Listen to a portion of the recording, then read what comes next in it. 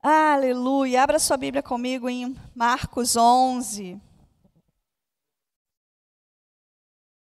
A partir do versículo... 10. A partir do versículo 46.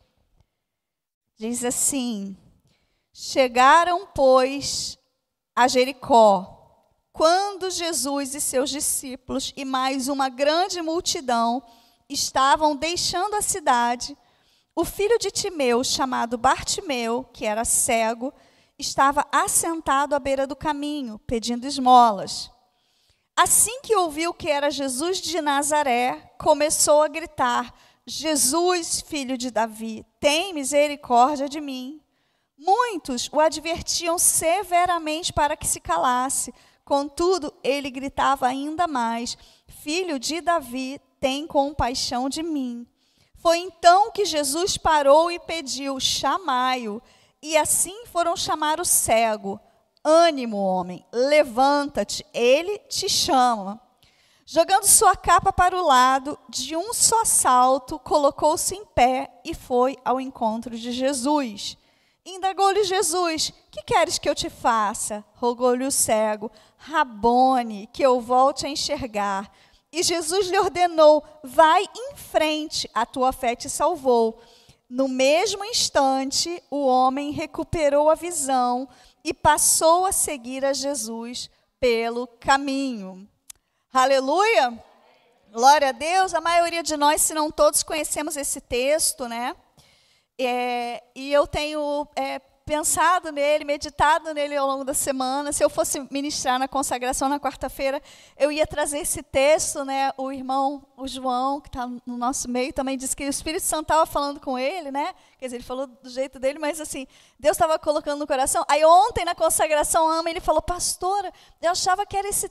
Eu quase que eu trouxe esse texto. E aí ontem, eu fui numa reunião e levei um susto, porque me chamaram para pregar na consagração.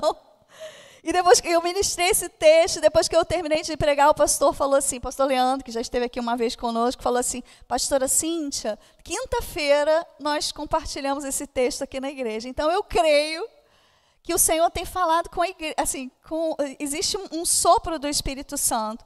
É óbvio que a palavra de Deus ela vai se renovando e ela vai e essa capacidade que ela tem, ela vai fazendo o que ela quer na hora que ela quer e especificamente para cada um, né, no tempo certo. Então, cada um tem muita riqueza aqui dentro, tem muita riqueza no texto, tem muita riqueza no contexto, tem muita riqueza na história de quem escreve a história.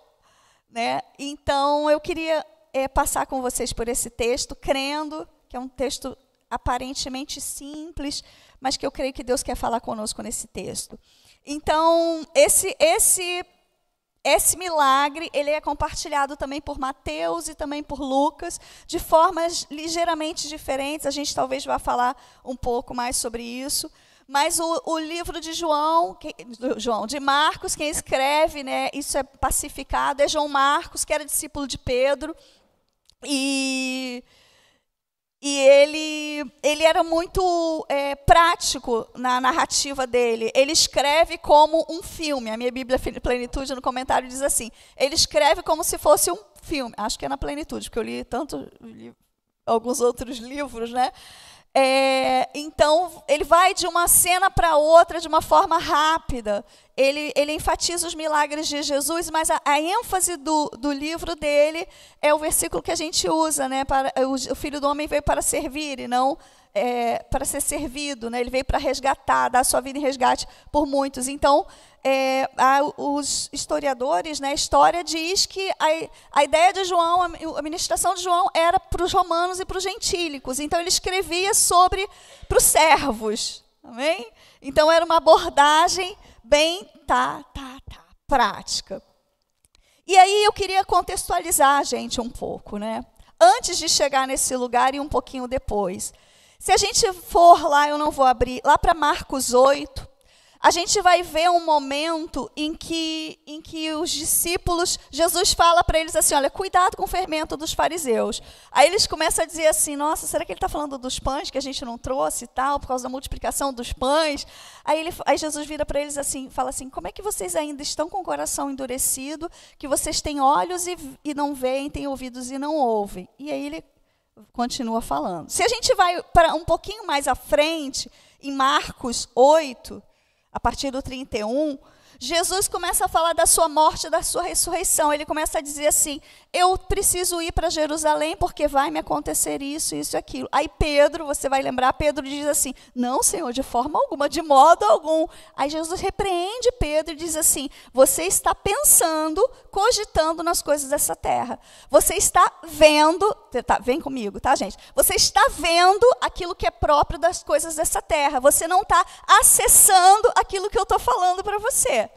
E Pedro, aparentemente, estava num processo, assim como eu e você talvez esteja um pouco mais adiantado, mas às vezes eu demoro um pouco para acessar aquilo que Deus já tem falado, amém? E aí a gente vai seguindo, você vai ver, aí tem o evento da transfiguração, que aparece lá Elias e Moisés e Jesus, e aí o que Pedro pretende fazer? Sugere, vamos construir uma tenda. Pedro continua cogitando e olhando as coisas dessa terra. Os demais estavam calados, mas possivelmente estavam ali junto, né? A gente vê Pedro seguia dirigido pela sua mente natural, pela sua visão natural. Depois a gente vê, vai seguindo e vê a cura de um menino endemoniado que os discípulos não puderam expulsar o demônio. Vocês lembram disso?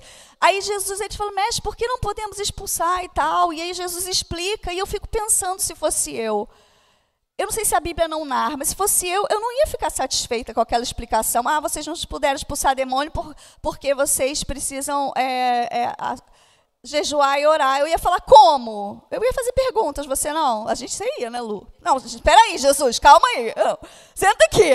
Mulher faz pergunta. E me explica direitinho. Como assim jejuar? Tem tempo? Quantos dias? Mas como assim? Não é só falar? E tal, né? Porque eles não tinham, Jesus estava falando, vocês não têm fé suficiente, então vocês têm que orar e jejuar. E aí, Jesus faz a segunda declaração sobre a sua paixão, em Marcos 9:30. Está seguindo comigo? Então, Jesus, de novo, ele fala assim, olha, eu vou morrer e vou ressuscitar. Ao invés de eles estarem buscando ajudar os outros, prestando atenção nas palavras de Jesus, eles estavam pensando, enxergando e vendo as coisas nessa terra. Sabe o que eles fazem em seguida? Marcos 9:30, Jesus fala que vai morrer e ressuscitar. Aí eles vão pelo caminho. No versículo 33 diz assim, que Jesus, sabendo que eles estavam conversando, ele não estava ouvindo, eles estavam discutindo. Vocês lembram disso? O que eles estavam discutindo? Quem é o maior? Jesus.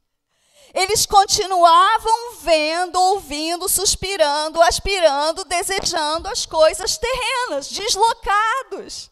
Deslocados, e tantas vezes não somos nós assim? Deslocados. O Senhor está chamando assim, eu quero que você veja, eu estou te ensinando, eu estou te entregando ouro, presta atenção, eu estou dividindo com você o meu destino.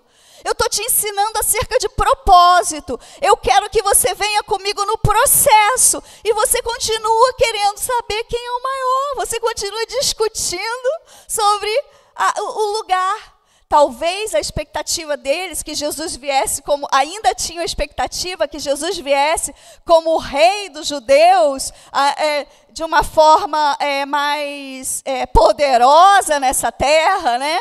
Talvez eles não estivessem entendendo, ainda estivessem ajustando isso. Aí vai seguindo mais um pouco, um pouco antes, eu acho. Pedro, vem a passagem do jovem rico. E aí aí o Jesus fala, confronta o jovem rico, o jovem rico fala, não, tudo isso eu tenho feito desde a minha mocidade. Aí Jesus falou, vai, vende tudo que tem e dá aos pobres e me segue. O jovem foi embora triste, né? Mas o que eu nunca tinha percebido foi a reação de Pedro. O que Pedro perguntou para Jesus? E nós, Senhor, o que vai acontecer com a gente? O que a gente ganha? Nós que largamos tudo. Estão entendendo? Aí Jesus responde para Pedro: Pedro, fica tranquilo, você que largou tudo, vocês vão ganhar nessa terra e no porvir. Jesus é muito bom, paciente, né? Mas a visão dele ainda estava nas coisas naturais. E tantas vezes nós somos assim. Eu estou seguindo para a gente chegar lá no texto, tá, gente? Em Marcos 10, 32, 34, Jesus, pela terceira vez, ele prediz a sua paixão, a sua morte e ressurreição.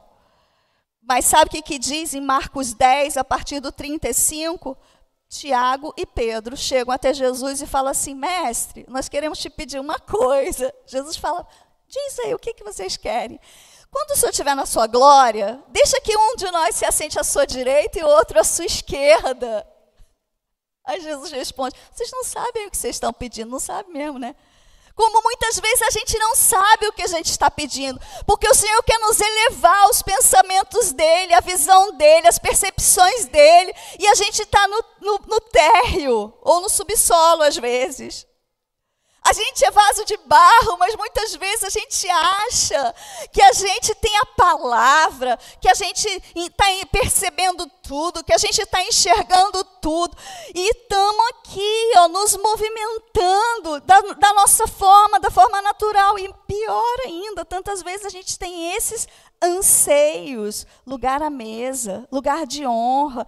E Jesus está falando sobre destino e propósito. Jesus fala assim, quer ver? Marcos 10, aí está no 35, né? E depois ele continua, ele prediz a sua paixão. E aí eles fazem o pedido, Jesus continua falando, e exatamente antes da passagem da cura do cego Bartimeu, Jesus diz assim, ó: porque nem mesmo o Filho do Homem veio para ser servido, mas para servir e dar a sua vida em resgate por muitos. Então Jesus está apresentando destino e propósito. Destino e propósito. Mas eles estão olhando para as coisas terrenas, de baixo, não as coisas do alto, mas as coisas de baixo. Se a gente passa do texto de Bartimeu, a gente vai ver que logo em Marcos 11, é a entrada triunfal de Jesus em Jerusalém. É a última semana de Jesus nessa terra, como homem. Então ele vai pedir a jumentinha, ele vai sentar na jumentinha e vai entrar pela cidade, e a cidade vai aclamar: Hosana, bendito que vem em nome do Senhor. Então, de um lado a gente vê discípulos, um povo que deveria estar vendo, mas não vê. E do outro lado a gente vê um cego que enxerga. Você sabe o que Bartimeu enxerga claramente? Ele diz assim: filho de Davi. Sabe o que ele estava dizendo? Messias. O Bartimeu começou, outras pessoas estavam dizendo ali, possivelmente, que as pessoas já diziam, mas Jesus ainda não tinha dito claramente, publicamente, como ele fez na entrada ali de Jerusalém, se assentado na jumentia. Então ele falou: Messias, filho de Davi, tem misericórdia de mim. Bartimeu estava dizendo assim: eu sei quem você é. Sabe o que diz no livro de Lucas? Lucas não fala de Bartimeu, né? Que Bartimeu, na verdade, é filho de Timeu. Não diz o nome dele, mas diz identifica, né? Lucas nem identifica, é um cego. Diz assim, que ele, quando ouviu a multidão, ele começou a perguntar: o que está acontecendo? Aí disseram assim: Jesus de Nazaré está passando. Ele ouviu: Jesus de Nazaré está passando. Mas ele viu: Jesus, o filho de Davi, está nesse lugar. E é dele que eu preciso. Gente, uma multidão seguia Jesus, porque Jesus ia fazendo milagres pelo caminho. E muitas pessoas estavam indo para Jerusalém porque era a época da Páscoa. Então os judeus estavam indo para Jerusalém. Nesse texto aqui, ele estava em Jericó, possivelmente entre a Jericó antiga e a Jericó nova, porque um dos evangelhos diz que ele estava saindo, outro diz que estava entrando.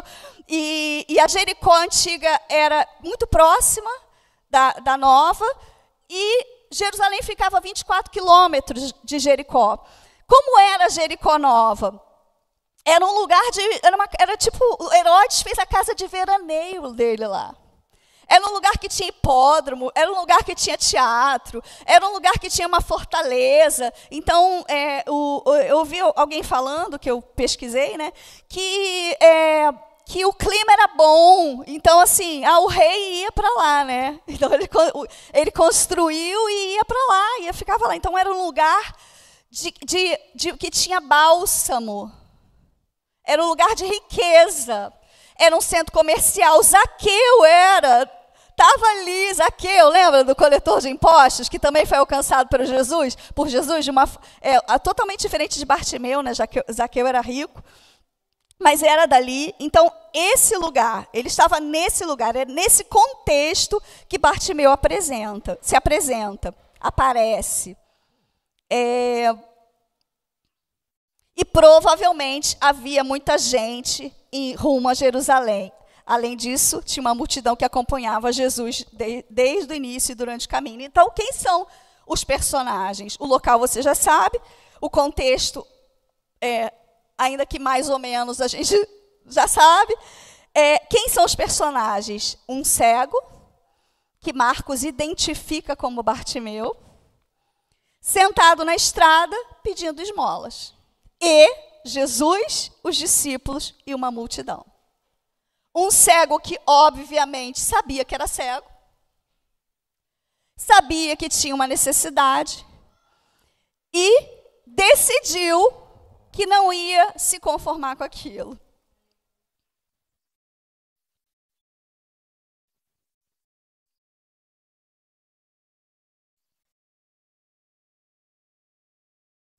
Talvez Bartimeu já tivesse ouvido falar de Jesus, provavelmente, né? Jesus tinha curado muitos cegos. A Bíblia relata alguns, né? Mas Jesus, dizem que na época era comum a doença nos olhos, que era uma coisa muito propagada e que as pessoas ficavam cegas. Então, imagina-se que ele tenha curado muitos cegos. Talvez Bartimeu já estivesse até num lugar onde Jesus estivesse, mas ele não tenha conseguido alcançar Jesus. Mas naquele momento, naquele lugar, ele entendeu que era uma oportunidade, e na verdade seria a última, né? Daquele lugar. Jesus não voltaria mais ali. Ele passou ali e não passaria de novo ali. E ele acessou a oportunidade e decidiu que ele ia enxergar. Ele decidiu que ele ia clamar. Ele decidiu que ele ia clamar. E tantas vezes, sabe, queridos, nós vemos tanto naturalmente, nós queremos controlar os processos, nós somos resolutos, damos direção, nos autorresponsabilizamos, né? Porque a gente ouve tanto isso, é tão importante mesmo, a gente tem responsabilidade pela nossa própria vida, a responsabilidade pela sua própria vida é sua. Independente do que os seus pais fizeram, independente de tudo que você passou, hoje é o que você tem, hoje é o que eu tenho, é o meu presente. Eu tenho responsabilidade, mas a pergunta que eu me faço é se eu quero andar na minha luz ou na luz dele. É se eu quero andar na minha visão ou na visão dele. É se eu quero ficar presa nas minhas circunstâncias, enganchada no meio da multidão, ou se eu vou romper a multidão, esses limites, essas vozes, porque as pessoas diziam para ele assim, não grita, fica quieto. E o que ele fez? Ele gritava mais alto. Eu não sei como ele conseguiu ser ouvido no meio de uma multidão. A gente não está falando de uma igreja grande, não. A gente está falando de uma multidão indo a Jesus no meio da rua, no meio da estrada, comprimindo Jesus. Não sei se Jesus estava carregado em algum cangote, não sei como é que ia, se ele estava em algum momento, né? Mas ali ele estava andando no meio da multidão. Se a Bíblia diz que é multidão, é multidão. O que é multidão para você? Maracanã, né? O que é multidão? Não sei se era mais ou menos, mas eu sei que era muita gente. E ele se fez ouvido, Jesus parou e falou assim, chama ele. Sabe o que ele fez quando Jesus manda chamar ele? Diga assim, ele se pôs de pé num salto, largou a capa e foi. Isso significa que Jesus não estava tão pertinho. Isso significa que ele não estava nem aí para a capa dele. Ele largou a capa de lado. Talvez fosse a única coisa que ele tivesse ali. Você imagina você largar um casaco no meio da multidão. Vai aparecer de novo? Talvez ele tivesse acompanhado, não sei. E eu estava pensando, sabe, que eu fui estudando, viajando. Mateus fala de 2 cegos, né? E as pessoas dizem que é pacífico, que é o mesmo texto, é a mesma passagem. E eu fiquei pensando, eu falei, gente, Marcos menciona Bartimeu. Será que Bartimeu gritou tão alto que até quem estava do lado dele foi curado também? Chamou a atenção de Jesus. E Jesus curou. Essa é a minha viagem, tá, gente? Mas Mateus fala de 2. Então, às vezes, a nossa resposta, o nosso clamor, a nossa insistência, a nossa busca ao Senhor, até que Ele venha impactar a pessoa que está do nosso lado. Eu estava falando ontem, tem gente que diz assim, Deus, se Jesus quiser, Ele me alcança onde que Ele estiver. É lógico que Ele te alcança onde Ele estiver. Deixa de ser prepotente, arrogante. Ele é Deus. Só que eu tenho uma necessidade. Eu tenho uma necessidade. Você tem necessidade?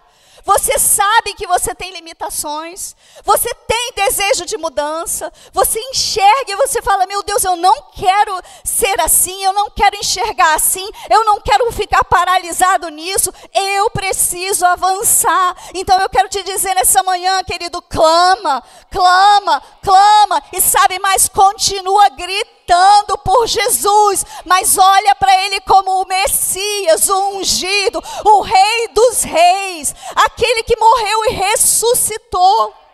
Meu Deus, e que habita em nós. Alguns dizem, né, dependendo da teologia escatológica, né, do fim dos tempos, muitos dizem que a igreja de Laodiceia, que está lá em Apocalipse 3, alguns versículos, entre eles o 20, representaria a igreja dos últimos tempos. Você lembra como é que era essa igreja? Talvez ela fosse um pouco parecida com Jericó. Ela tinha um bom colírio, um bom bálsamo, ela era rica, ela era abastada, ela estava aparentemente ok.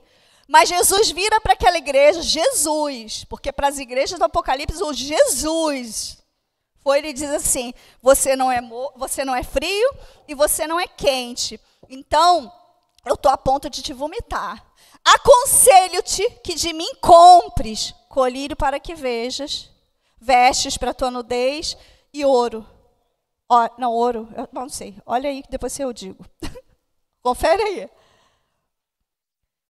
Então, colírio, você lembra o que tinha lá em Jericó? Bálsamo. Você sabe que aquele povo tinha fontes termais, aquele povo de Laodiceia tinha cura natural, tinha capacidade natural, tinha controle sobre determinadas situações, controle sobre as finanças. Olha como é bom, né? Como a gente gosta da estabilidade nessa terra. Eu gosto, gente. Riquíssimos. Aí Jesus disse assim, é de mim que você precisa comprar colírio. Você precisa comprar colírio de mim. A visão que você precisa não vem das coisas dessa terra. Para de se apoiar nas coisas dessa terra. Tudo vai passar. Tudo vai passar. Tudo vai passar e o rei está voltando. Ontem eu estava ouvindo uma irmã de oração, intercessora, ela estava falando que um rabino aí, não sei quem, disse assim, quem sabe, o ano novo dos judeus é por esses dias, né? Já começou, foi quando? Não, é outubro esse ano. Aí ele falou assim, quem sabe esse ano novo nosso vai ser o último, até que o Messias venha. Só que eu não sei se esse rabino, ele é messiânico ou não, né? Se ele não é messiânico, ele está esperando a primeira vinda do nosso Messias que já veio, amém? E o cego entendeu isso. Jesus estava falando para os judeus também, que estavam vendo ele na cara, ele estava ali, ó, e não estavam enxergando. Mas somos diferentes tantas vezes, e o Espírito do Deus vivo habita dentro de nós, é ou não é verdade? E mesmo assim a gente continua achando que a gente não precisa comprar colírio para ver. Tem preço, tem preço, tem preço, tem que ir para a presença, tem que ir para o altar, precisa congregar sim, precisa estudar a palavra sim, precisa submeter sim uns aos outros em amor, precisa perdoar sim, tem preço. As virgens, elas dormiram, porque está tudo bem. Aos seus amados ele dá enquanto dorme, mas 5 delas tinham óleo sobrando. Suficiente. As outras 5 não tinham óleo. E quando o noivo chegou meia-noite, o que significa isso? Que eu já estaria dormindo. Não, provavelmente. Aliás, eu acordei meia-noite e meia, só Jesus na minha vida, gente. Dormi 9h30, acordei meia-noite e meia, fiquei acordada até umas 5 da manhã e dormi umas horinhas. Mas glória a Jesus. Se está na presença dele, está tudo bem, né? Não está nos meus planos não, viu, Senhor? Gente, ontem, falei que me chamaram para ministrar a palavra ontem. Eu estava ali, né? Fui para a igreja do pastor Leandro, a Paula estava comigo. Aí vim falando com ela no carro. Não, falei, Paula, há um tempo que eu não vou na consagração e tal, porque...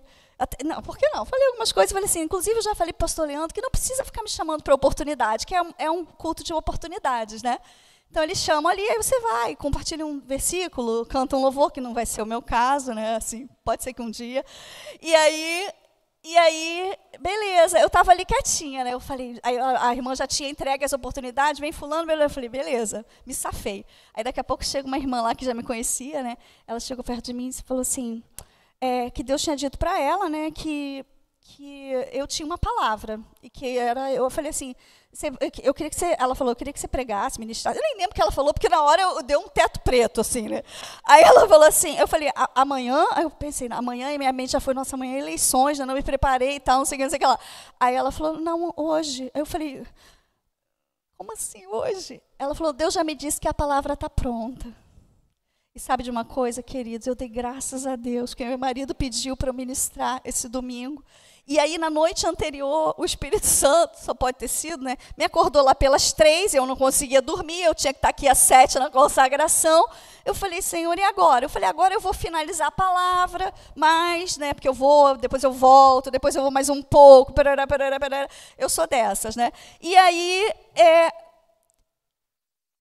já estava dentro de mim. Quando ela falou isso, eu falei, meu Deus, eu vou ministrar sem esboço. A Luciana não ia ligar, né? Né, Café? A Lu, que esboço me atrapalha a minha vida. Eu falei, gente, só uns pontos assim, né? É tanta riqueza, Deus. É tanta riqueza, Deus. Você não está entendendo. Eu vou perder algumas coisas. Ela me deu lá o tempo que eu tinha e foi, né? Foi, né, Paula? Foi. Então, foi, né? Foi mesmo, graças a Deus. Mas, pela misericórdia de Deus, eu estava pronta. Pela misericórdia de Deus, eu estava pronta. A Amelie já nasceu pronta, né? Prega a palavra, vai, vem e tal. Está acostumada também, né, com o mistério, né, Amelie? Se falar assim, a irmã vai ministrar a palavra, ela já tem a palavra toda. E vai, Amelie é bênção, gente. Não é? A Fátima também, ela já tem ali, criada na Assembleia. Então... Mas eu falei para eles, gente, eu sou uma pessoa de processo. Eu gosto de ver um passo atrás do outro. Você é diferente? É, né? Ainda bem que você é mais evoluído do que eu. Porque eu sou assim. Mas eu tenho entendido, sabe, Carolzinha? Que Deus está bagunçando a minha ordem das coisas. Deus está querendo mexer com os meus papéis e trazer a voz dele. e trazer a direção dele. Olha lá. Outra coisa que, então, Bartimeu reconheceu a necessidade e aproveitou a oportunidade. Sabe, Bartimeu não ficou preso na reputação. Gente, me perdi até no horário. Acho que eu comecei às 11, não foi? Bartimeu não ficou preso na reputação dele, ele não queria nem saber. Ele não ficou pensando que ele ia atrapalhar os outros, ele não ficou pensando em nada. Ele tinha uma oportunidade. E, quer dizer, eu não sei o que ele ficou pensando, né, que não estava na cabeça dele, mas ele não teve medo de se expor, ele não desistiu, ele não teve vaidade, ele não disse assim, eu não vou me submeter a isso. Deus faz comigo de outro jeito. Olha, queridos, eu não sou assim. Eu quero saber onde tem óleo para eu comprar, porque eu quero comprar óleo, né, Lu? Eu e você somos assim, né? A gente vai. A gente foi num congresso, gente, a Luciana é pior do que eu. A gente foi num congresso, e apaixonados que a gente é por Jesus, graças a Deus. A gente foi num congresso em 2001, 2003, não sei. Lá, olha como faz tempo, lá na Colômbia. E era uma multidão, assim, né? E multidão de estrangeiro, e o avivamento estava lá, alguns já ouviram falar, né? E era uma bênção e tal. E era aquela multidão, e a gente estava lá no meio da multidão. E a Luciana sempre, a gente arrumando jeito de chegar lá na frente. Vamos sentar lá na frente. Não, procura o seu pastor agora. Quando viram um pastor que estava aqui, que acompanhava o nosso pastor, que estava lá na primeira fila. Lá estavam as duas jogadas aos pés dele. Gente, eu fico pensando, eu falo, gente, você fala assim, nossa, que meninice. Meninice não, querido, é fome, é sede. É necessidade, é entendimento, eu quero manto, eu quero unção, eu quero de Deus. Eu preciso caminhar na jornada, eu preciso do pão, eu preciso da água. Eu quero mais. Em nome de Jesus, a igreja de Laodiceia era complacente. Para um povo complacente, Senhor, me livra de ser complacente, autocomplacente. Autoindulgente, né? Jesus fala, eu quero te vomitar, porque você não está entendendo, você acha que está bom, você acha que é suficiente, que não, querido, clama do seu jeito. Talvez tem dias que você não vai conseguir abrir a sua boca, mas você tem um coração. Você tem perna, você consegue levantar da cama, pelo menos caminhar, vai para outro quarto, vai para o banheiro, vai para a sala, coloca a Bíblia do lado e estou aqui, Senhor, não consigo abrir a boca, mas eu estou aqui, Senhor, eu estou aqui. Queridos, em nome de Jesus, você sabe que Bartimeu ele não tem noção. Eu não sei se um dia terá, né? Talvez quando chegar no céu, eu acho que ele não vai estar preocupado com o céu, no tempo que todos estivermos lá juntos, né? Mas de que ele estava fazendo parte de um momento profético na história. A partir daquele momento, Jesus ia entrar em Jerusalém e ser aclamado rei, ser aclamado o bendito aquele que vem em nome do Senhor, o Messias. Ele não tinha noção da importância dele. Ele era um cego, ele era uma pessoa pedinte, ele estava à beira do caminho, mas ele faz parte das Sagradas Escrituras. Então, às vezes, a gente olha para a nossa própria vida e fala assim, nossa, quem sou eu, né? Uma vidinha, uma famíliazinha, um saláriozinho, uma igrejinha. Quem sou eu, né? Você é filho, mas mais, Senhor, oh Jesus, mas mais do que isso, mais não, né? Junto com isso, eu e você precisamos continuar buscando. Você sabe de uma coisa, quando eu coloquei aqui, né? De um salto se pôs em pé, assim que foi chamado, prontidão. Sabe o que isso me diz? Na necessidade, a prontidão. Quando você tem uma necessidade, você tem prontidão. Quando você acha que não tem, às vezes está todo mundo achando que você tem, menos você. Então, vai dar no mesmo. É igual aquela coisa, você tem que cuidar da sua saúde. Está tudo ruim, né? Está todo mundo vendo, você precisa cuidar da sua saúde. Você precisa, e não adianta, né? Às vezes a gente falar, a gente também não gosta de ouvir. Não, eu tenho uma necessidade, mas também não é assim. Ou então, não tenho tempo. A gente tem muitas desculpas, né? A gente tem muitos adiamentos. Porque a gente continua andando muitas vezes de forma independente. sem perguntar para o Espírito Santo para onde eu vou. Tem gente que me acha exagerada, gente, e eu me arrependo profundamente de todas as vezes que eu ouvi a voz de pessoas que muitas vezes eram bem intencionadas, me dizendo assim, nossa, mas que exagero, tudo você pergunta para o Senhor. E aí, em alguns momentos, eu retrocedi. Mas eu quero viver o dia a dia, não no automático, mas o dia a dia, buscando o tempo todo a visão dele. Por quê? Porque a multidão, as circunstâncias, elas vão nos puxar para baixo. Eu ouvi duas intercessoras falando lá, eu falei, graças a Deus, Senhor, eu sou normal. Uma de 77 anos e outra de 74. E aí elas falaram assim, eu nunca vi uma época como essa. Às vezes tem dia que você fala assim, meu Deus, tem que levantar da cama. Tem uma que falou assim, eu vou para a janela e às vezes eu só choro. Existe um peso espiritual. Quem conheceu Jesus há tempos atrás percebe isso claramente. Tantas vezes a gente não vai conseguir se movimentar com facilidade, mas eu e você precisamos permanecer nos movimentando em direção ao Rei, em direção à visão que Ele tem para nós, em direção às coisas do céu, porque nós não somos chamados para cogitar das coisas da terra. Então, Bartimeu também ele usou os recursos disponíveis. Quais eram os recursos que ele tinha? Ele não enxergava, mas ele ouvia, ele falava e ele andava. Muitas vezes a gente foca naquilo que a gente não tem. Mas você tem recursos na sua mão, recursos que o Senhor te deu, você tem dons específicos, você tem talentos específicos, você tem um caminho específico, e você e eu precisamos apresentar diante do Senhor os nossos recursos e falar, Senhor, para onde eu vou? O que eu faço? Não é para a gente paralisar, gente. Não é para a gente ficar na dor. A dor não pode ser o centro da nossa vida. É difícil? É difícil. Eu não sou diferente de você. Outra coisa que eu achei interessante, que ele, seria óbvio, né, que a gente fala, Jesus perguntou para o céu o que ele quer. Mas ele tinha perdido muitas coisas ao longo do caminho, vocês percebem? Os discípulos queriam posição, queriam honra, não queriam nem entender muito. Eu fico pensando, pelo menos eu, não sei se a Bíblia foi concisa ali, ou eu falei, gente, eles não perguntaram mais nada quando ele disse isso, e aí? Só isso? E o resto da história? Se eu tivesse escrito a história, ia ter muitos capítulos. Oh, Jesus, heresia. Gente, é por isso que Deus colocou para homem escrever, né?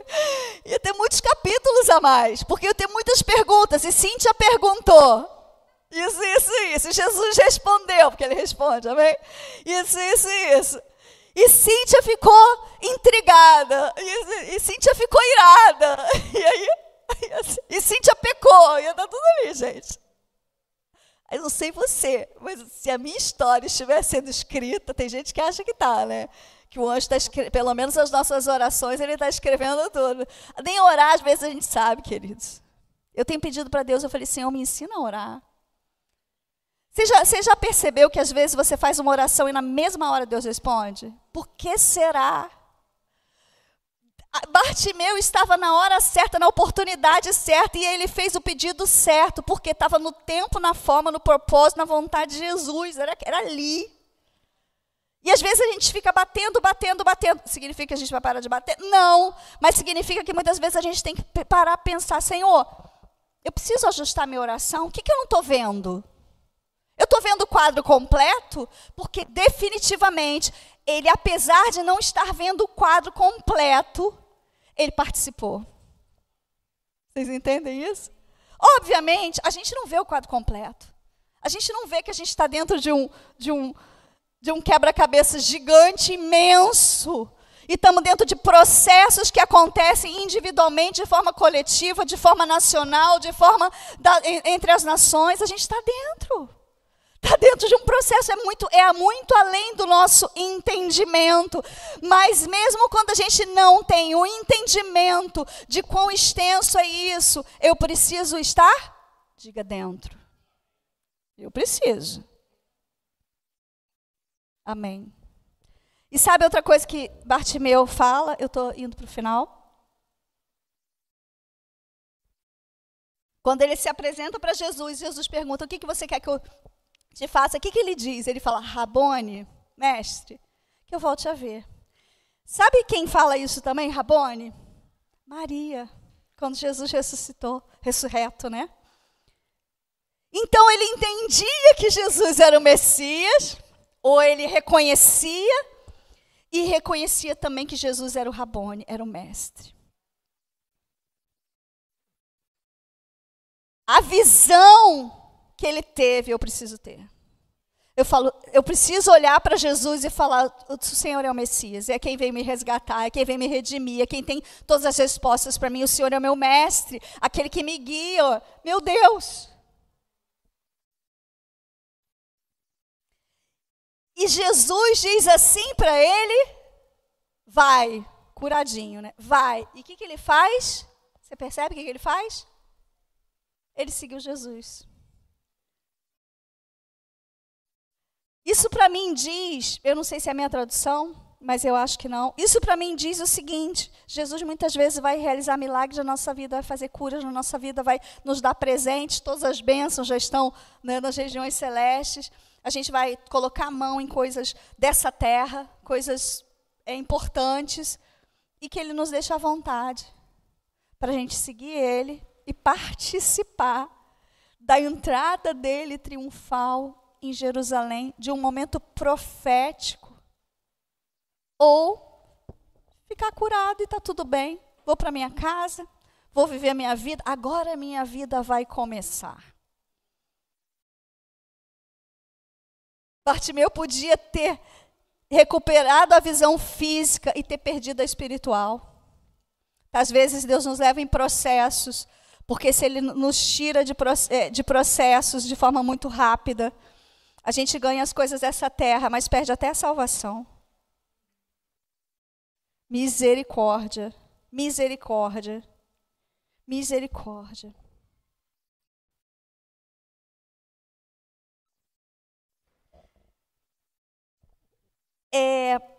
Da mesma forma, a Sunamita e o noivo em Cantares 5, eu não vou ler, mas depois você pode ir lá olhar. Eu estava lendo estou lendo o livro do Tozer, Atributos de Deus, e estava compartilhando no meu grupinho de discipulado com as meninas, sobre isso especificamente, que o noivo vem, estava do lado de fora, debaixo do orvalho, trabalhando, ele vem, coloca a mão na porta, chama ela, e ela diz assim, não, agora não. Aí ela dá justificativas. E o que acontece? Ele vai embora. Aí ela sai, ela é espancada pelos guardas. No final, tudo dá certo. Mas sabe essa espancada pelos guardas? Não precisava. Não precisava. Complacência. Complacência. Eu preciso sair do lugar da complacência. Eu preciso me desesperar. Meu marido ia falar assim, não desespera. Ele me corrige as minhas palavras às vezes, mas eu entendo, ele foi ali, então eu vou falar de novo. Eu preciso me desesperar por Jesus. Ele ia falar, desesperar é desesperando, tem a ver com desesperança. Vocês entenderam, né? Mas eu não sou assim. Não sou assim. Eu não estou falando de personalidade, querido. Não estou falando de temperamento. Eu estou falando que essa complacência, essa acomodação, especialmente naquilo que é ruim, porque a gente se acomoda no bom e no ruim, você sabia disso? Quando eu estudei, quando era criança, eu estudei ciências, né, aí diziam que eu era descendente de macaco, né, então os animais, né? Então, porque você estuda, né, que Darwin, no final das contas, acho até que mudou de ideia, né, se converteu, mas a gente continua estudando isso. Então, todos nós somos animais. Quer dizer, não somos, mas a ciência, quando você estuda, diz isso, a biologia, né, acho que continua dizendo. É o evolucionismo, é isso aí, gente, está vendo? E aí, mas uma coisa que eu registrei, que eu lembro que a professora falou, eu acho que foi minha professora de ciências, professora Elisa, gente, lembrei o nome, que o ser humano é o animal mais forte, não é animal, tá, gente? Se for corte... O ser humano não é animal, porque daqui a pouco vamos colocar um corte dizendo assim, o ser humano é um animal da natureza, porque é o que tem maior condição de se adaptar, em qualquer circunstância. É ou não é verdade? Deus quer que a gente fique inconformado com o nosso estado que não é para estar. Tem estados que você precisa passar, tem processos que eu e você precisamos passar, beleza, mas tem coisas que não é para você ficar aqui, não é para ficar, é para mudar, então vai fazer jejum, vai compartilhar com um amigo, vai chamar o outro para o propósito, vai orar, vem para consagração, queridos, tem consagração. Sábado, 7 horas da manhã. Eu sei que para alguns não podem, para muitos é longe, é difícil, mas venha uma vez por mês. Se não der para vir todo sábado, vem, ainda que você comece pouco, comece.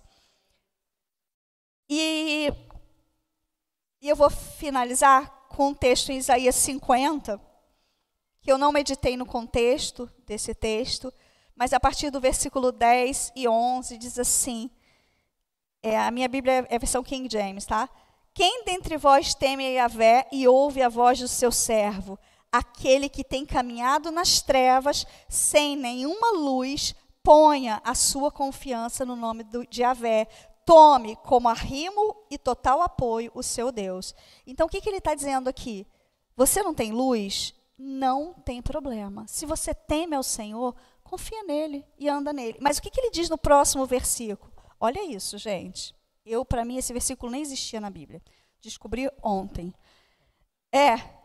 Eu já li a Bíblia várias vezes, tá, gente? Só esclarecendo. Mas todos vós que acendeis um fogo, que vos munis de setas incendiárias, ide e andai na luz do próprio fogo e das tochas que acendestes. Contudo, por minha mão, isso vos há de sobrevir, deitar-vos-ei no meio de tormentos. Como eu estou dividindo com vocês, né? O negócio não vai ficar, como é que fala? Não vai ficar só para mim, não. Então, assim, diz aí, Nathalie.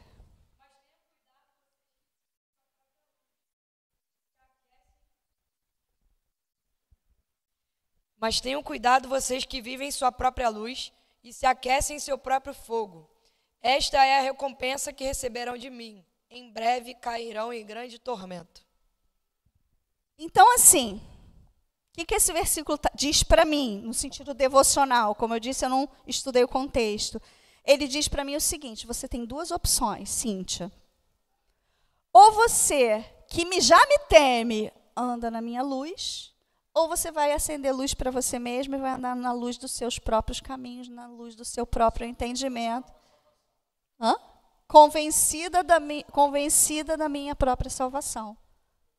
Ou da minha capacidade de me auto-redimir, de autodirecionar. E esse não foi pecado de Adão, gente? E Eva? Independência. O fogo estranho. E será que a gente continua fazendo esse caminho? Não. Jesus é o meu Senhor. Tá, Jesus é o seu Senhor? O quanto? Quanto Ele é o meu Senhor? Será que eu ainda faço perguntas? Ou tem coisas que eu nem faço mais perguntas? Eu vou vivendo. Será que eu reconheço a minha real necessidade? Você e eu conseguimos gritar para Jesus que tem áreas da minha vida em que há cegueira, em que há pontos cegos, e que eu desejo voltar a enxergar. Você deseja? Eu desejo. Eu preciso. Eu tenho falado, Senhor, eu preciso mudar. Eu preciso mudar a forma como eu penso, eu preciso mudar a forma como eu sinto, eu preciso mudar a forma como eu reajo, eu preciso mudar a forma como eu projeto. Que tem coisas na minha vida que eu falo, gente, não é possível. Essa semana que passou, foi, né? Foi meu plantão. Uma situação específica que aconteceu, que não era nada demais, mas me colocou num como fala? Num espiral de ansiedade, de ansiedade que vira pressa, ou de pressa que vira ansiedade, porque a minha ansiedade, ela vem a partir, eu já percebi isso, a partir da pressa. Tem que resolver isso logo, tem que fazer isso logo. E daqui a pouco, você não está mais, né? Você talvez não passe por isso, espero que não mesmo, mas você tem as suas dificuldades. Eu sei que tem.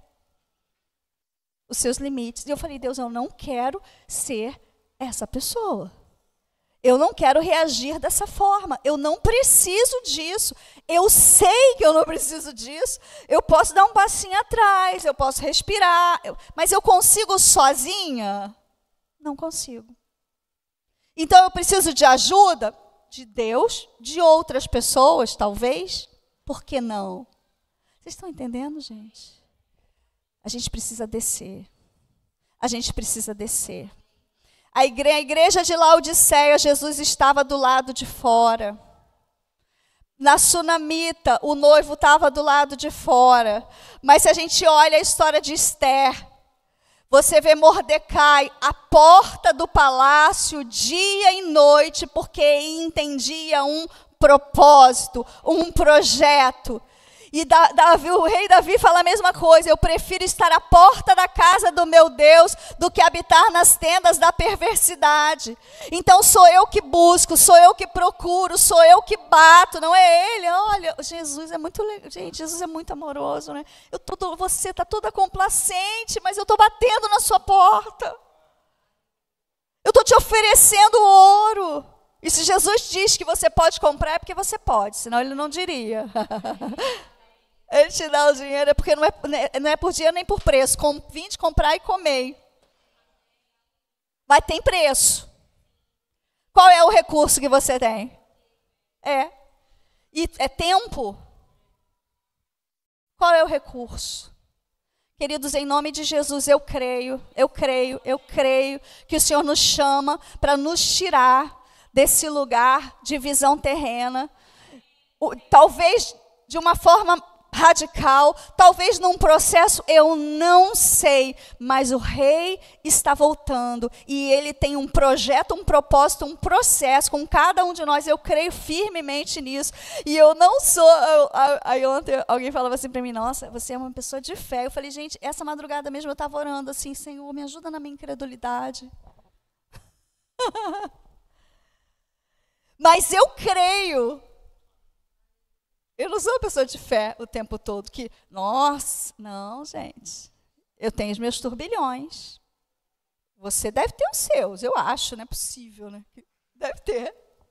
Alguns são mais convictos, mais firmes. Alguns de nós já passaram por determinadas guerras. Outros ainda estão passando por a guerra que o outro passou semelhante. Mas cada um é um indivíduo, tem uma história, um processo. Em nome de Jesus, fique de pé. Vamos orar. Vamos orar. E eu quero que você se sinta desafiado mesmo. Porque eu tenho me sentido assim. Eu não vou ficar sozinha.